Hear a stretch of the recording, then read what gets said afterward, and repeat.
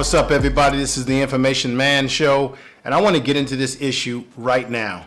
Like you, I've witnessed and observed everything that was happening in the protests, the riots. We've got protests all around the country as it relates to the situation with the migrants, people that are Latino, Hispanic, Spanish-speaking people who are either here illegally or they overstayed their visa. And you got the ICE raids happening all over the country. And of course, what happened in LA is that looks like Trump and his administration have ratcheted up the raids by going after people who are working in Home Depots and Walmarts and what have you. He said he was going to go after criminals. And I think what's happening is that most of the criminals he's rounded up. And then there's people that are here who didn't get their situation right that are in jeopardy. But what's happening is that this has made the Latino Hispanic community very upset, and that's why you see this protest. Now, of course, within that protest, you've got people out there who are anarchists. They just want to start trouble, create problems, and what have you. And then, of course, you have provocateurs out there, and you also have plants that the police put out there as plants to sort of create these issues and drum up stuff, right? And then, of course, Trump wanted to put the military on the ground, which I thought was just not right thing to do. Because this wasn't LA. Los Angeles was not burning to the ground. This was a very small area in the Los Angeles area. I think it was Paramount, California. This wasn't a big area. You saw cars on fire, people acting a plumb damn fool here and there. And I got to be honest, I don't know why people burn up things and destroy things and think that that's going to change the situation. But people...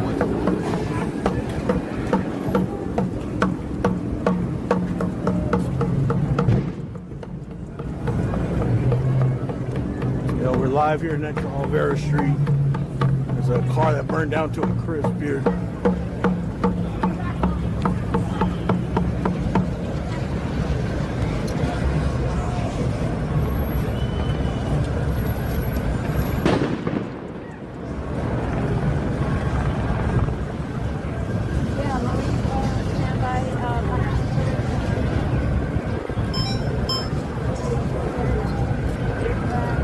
Setting up my other camera.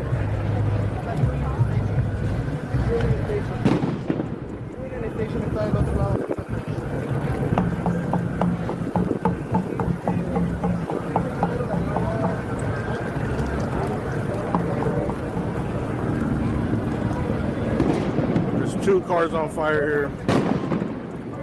Said that usually when you have protests and riots like this, that this is sometimes the voice of the unheard, people venting their frustration.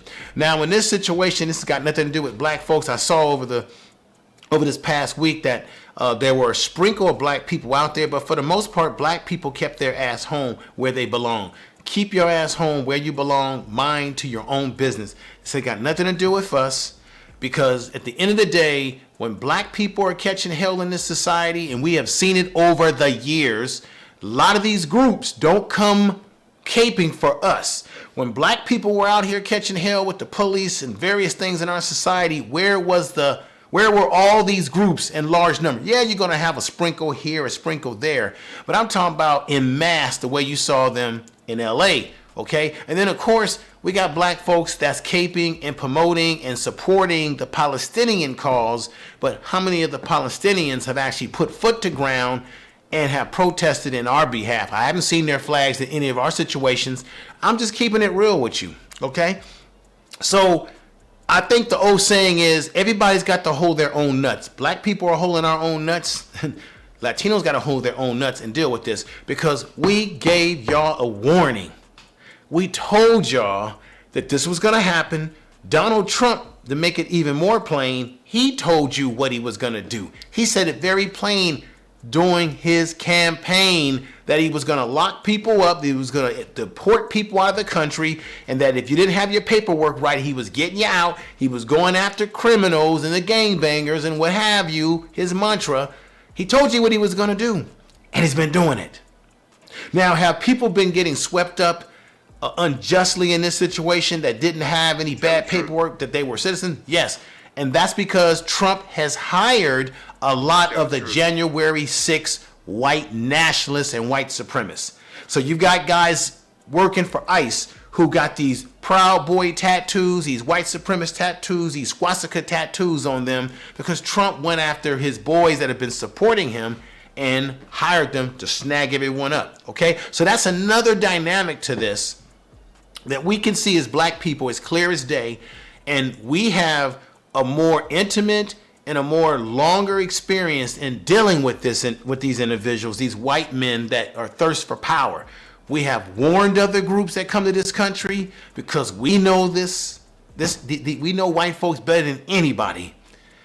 And nobody listens to black folks when we give you a warning. Latino men, you did it to yourself when you voted for Trump at 54% during the election. We knew what white people were going to do. White women voted for Trump at 54%, just as they did the first time. White men between 56% and 57%.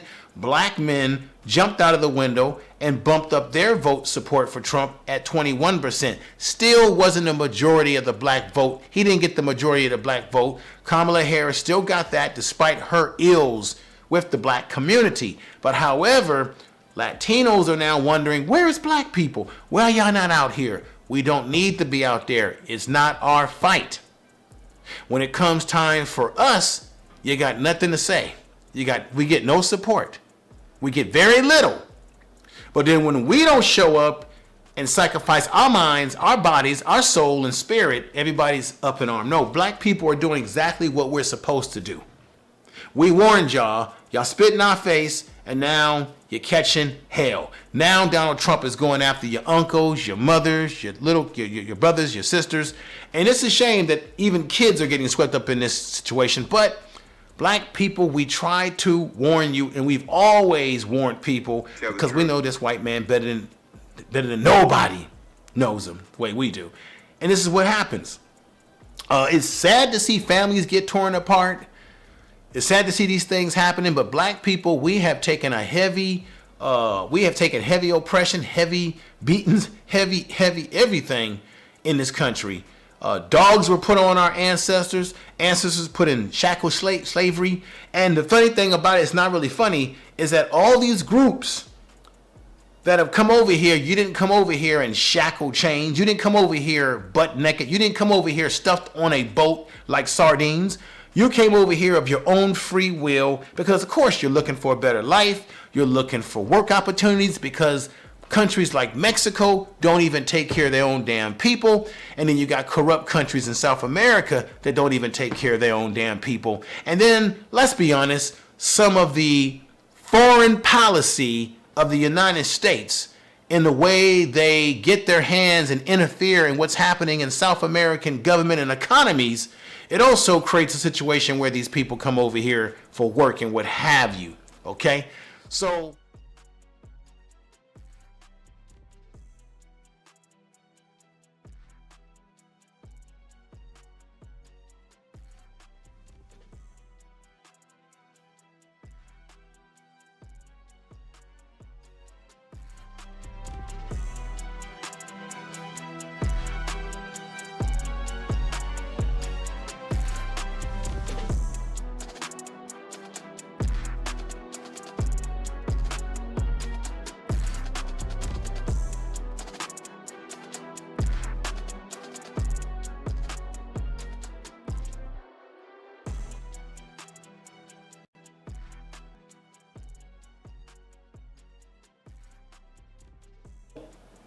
I'm here to tell you, black people, stay out of this.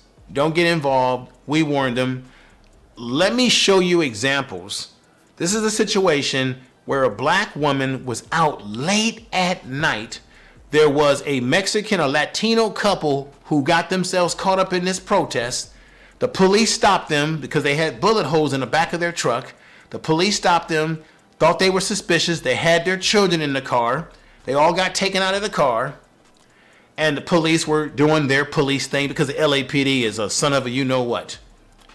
And you had a black woman who claimed that she didn't like the way the police were treating them, saying, hey, you can at least let the kids have a blanket. It's cold out here. Let them sit down on the bus bench. So here you have a black woman, older black woman, out at night at 12-something midnight at night, talking about how she's a mother and she cares. But I'm saying to myself, well, why are you not at home with your own kids? So she's out there caping for this family. And then while she's caping for them and yelling and screaming at the police about how y'all better not treat them like this and treat them like that. And I'm saying to myself, when's the last time we saw other ethnic groups do the same thing for us? And I'm saying to myself, why is this black woman out here? She needs to go home. This is not your fight. Come on, don't do this, black woman. Then all of a sudden, she did all that caping. Then all of a sudden, two Hispanic guys came up, one on a bike, one on a skateboard, and she was still running her mouth. One of them told her to shut her mouth up, you B. They were talking to her nasty, no respect. And what people don't understand is that there is no black and brown coalition. And in LA, black people and Latino people ain't got no harmony together. So they were talking to this black woman like she was pure trash. As she kept going back and forth with them. And eventually, as the night went on, she got into once again a back and forth with them, grabbed one of the guy's skateboards. He took it out of her hand and pushed her hard to the ground. They were laughing at her. And I'm saying to myself, sister, you should have never even been out here to escalate and get into an argument with these folks who don't even like you. You're already caping for a family that you don't know nothing from A to Z. You're caping for them while the police have stopped them. You're out here yelling and screaming and trying to tell the Mexican guys how you've been out there helping the family and they turned on you. What does it show? What does it tell me, everybody? We need to stay out of affairs that have nothing to do with us. And it also shows you that there is no black and brown coalition because they saw her as a N-word. Really, they did. And so that's an example of how you got to sprinkle black people out there in LA doing stuff and being in places that they shouldn't even be. Fighting in a car. Mad bitch.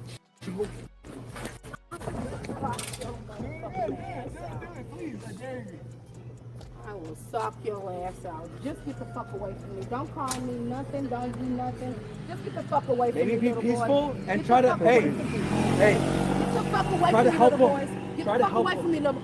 I was alright. helping them already. What I was telling you already. You don't even know. Ask them. Was I not helping you guys? Was I not helping you? So there. The woman just sit there and said it, motherfucker. Hey, Junior, record this bitch. She's got your property. She's got your property. Record it. Oh, I thought that was her. drop your shit. I'm I gonna thought it was fucking her. drop your shit. Fucking drop that shit. Oh no. Okay. Dumb bitch. Dumbass bitch. Come on then. Come on. Come on. Come on. Come on. All you did was push me though. That's it. All you did was push me. Come on back here. Come on back here. What are you looking Cause for? that Come on back here. isn't our cause, but yet alone the same people that you're trying to fight a cause for, they don't come around in those type of numbers that we saw in LA when it comes to our situation. Not even back in 1992, right? And people were comparing this to the 1992 riots in South Central LA area during the Rodney King incident. It's not the same, not even in the same ballpark. Donald Trump's on TV lying, telling y'all that all of LA is burning up. No, it's not. What we have is Latino, Spanish-speaking people who do not want to, don't like what's going on, don't want to be deported. Then you got the issue of Latinos out there rocking their Mexican flags. And, you know, it makes me say to myself, like, damn, they're rocking all these Mexican flags. It makes me wonder, like, well, why don't y'all go back to Mexico if it's like that? But then on the other flip side of that, you say, well, people have a right to rock their culture, where they come from, and what have you. But it didn't go over well in the media. It didn't go over well with the Trump folks. It didn't go over well. And once again, you did not see an overwhelming number of black people out there. And I thought that was a good thing because we're always sacrificing our bodies, our mind, our spirit. We're always caping and standing up for other people who oftentimes don't stand up for us and oftentimes have anti-black sentiments towards us. And I've said this before in other videos. All you have to do is look at how they treat black folks in South America, see how they treat black Mexicans in Mexico, And that lets you know the mindset of the people that we as black people come across sometimes in our everyday life in these quote unquote melting pot. It's not a melting pot. America is not a melting pot. It's a solid bowl of many different cultures living in close proximity to each other, but never really understanding one another. Black people, we've been here for a long time, where people have come into our communities, occupied our communities, disrespected us. And then on the flip side of that, they want us to treat them with a certain level of respect that we don't get. So when I show you these clips throughout this video of, the cars put on fire, people marching and what have you, I'm just saying that it can sometimes be crazy, the things that go on. And when these things go on, people get very within themselves when they say, where are the black people? Because they're used to us being the test tube dummy, being the sacrificial lamb. And guess what? We done woke up. We ain't gonna be your sacrificial lamb no more. Tell the truth. So when it comes to this protesting, you better hold on to your nuts, because black folks are definitely holding on to ours. Until y'all hear from me again, peace. Much love to you. Tell someone you love them. Kiss the people that you love in your life. Stay strong and stay black, because this ain't got nothing to do with us. Peace.